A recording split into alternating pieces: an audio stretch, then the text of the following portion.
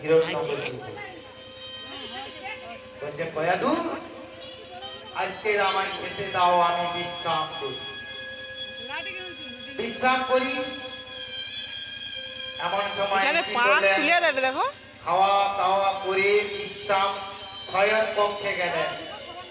এদিকে কয়াধুরও গেলেন শয়ন কক্ষে। এদিকে হিরণ্যকশিপু বলছে কয়াধু আমাকে একটু আলিঙ্গন দাও, একটু আলিঙ্গন দাও। আমি তোমায় এ কথা তুমি বলবে না কেন?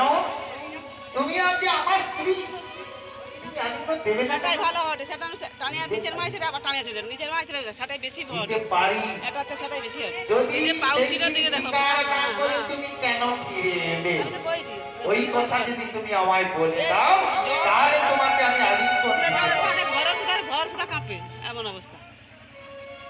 ওই শয়ন কক্ষে বলেছিল যে কেন স্বীকার না করে ফিরে এলাম জানো কয়াধু?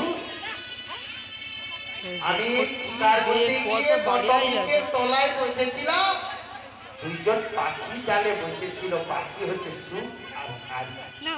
ওই সুখ বলছে এই রাজ্যে রাজা বোকা। এ কথা বললো স্বামী? তুমি কি এ রাজ্যে রাজা? তোমাকে সুখ বলতে পারলো এই রাজ্যে রাজা বোকা? সে কোনোদিন হতে পারে না, সে কোনোদিন হতে পারে। আরে দাঁড়াও কয়াধু, কেন বলছেন সে কথাটা তুমি শোনো।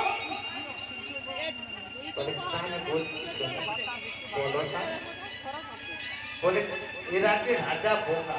তখন হারি বলছে রাজ্যের রাজা বোকা কেন? রাজ্যে রাজা বোকা